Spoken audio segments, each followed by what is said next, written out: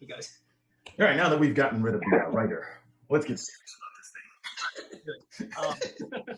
Cool. So I mean, yeah, I agree with a lot of what you're saying. Like for me, it's I don't know because I'm not in the industry, right? I'm just a fan.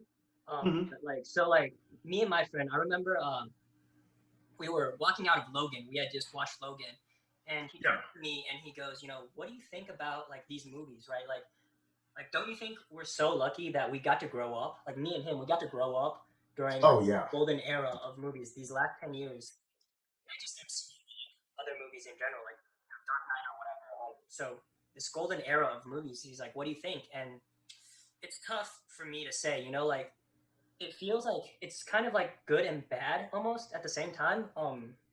Because it's like it's great to see stories and characters I like being portrayed in like the big screen, right? It's nice to read them in comics, but to actually see them on the theaters, it's a completely different experience. But on the other hand, I feel like it's gotten.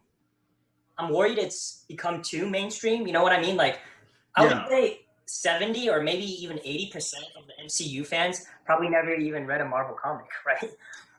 Yeah, definitely. There is that like sort of new group of fans that only knows the Marvel characters through the movies.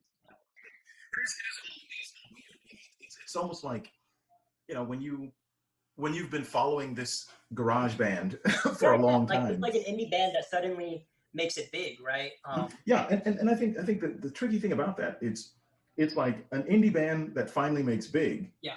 And if that indie band just does that popcorn for the rest of their, it's just like, oh man, that killed that indie band that I really enjoyed, and that sort of that hurts, But if it's a situation where the indie band just kind of goes, hey, we don't care if the fans are here or not, we're going to continue doing our thing, then that's a little bit better. But oftentimes it's the former rather than the latter, and I think.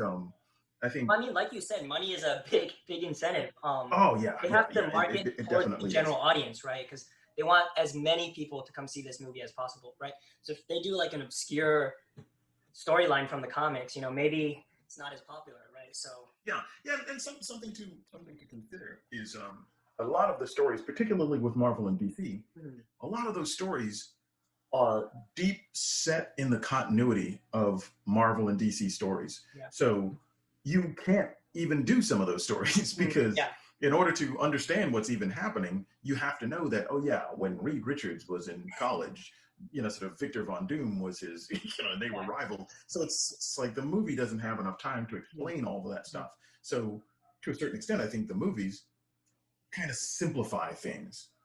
And I think that simplification, even though it lowers the level of the pool, it also broadens the surface of it. So I think your average fan can kind of get into it a little bit easier. Like one movie that I thought was really great, because when I went to see the movie, there was almost like a comic fan and a comic movie fan filter was Deadpool and the second Deadpool, because there were times when I'm sitting in the theater and the character would say something and just the comic fans would laugh, because Easter eggs. Because we knew the depth of what that meant and what that was attached to, but the people that were just there because they liked the first Deadpool, or because they were just fan of the MCU, they didn't get that line that he said that was funny because of this deep thing that's going on. So I do.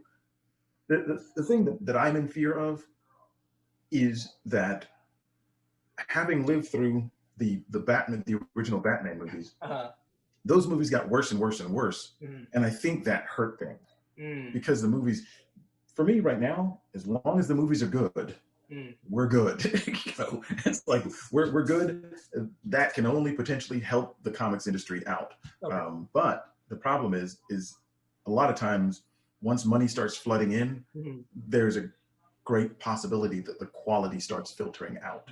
And I think that, when it becomes a cash grab, Star Wars.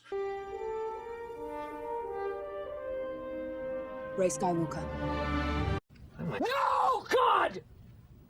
No, God, please, no! No! No! That's when you really have to watch out for this thing that you loved as a kid getting hurt, because it's just turned into an investment property. Yeah, I agree. I've noticed that. I mean, both of the big two do this, where when they have a new movie coming out, they release a number one of that to boost sales. And so, I mean, makes sense. I get both sides of it, but yeah. Oh yeah. You can't begrudge someone, sort of their pursuit of cash. But if that cash comes along with quality, then we're all good. But if the quality starts to wane, then we're really looking into some problems.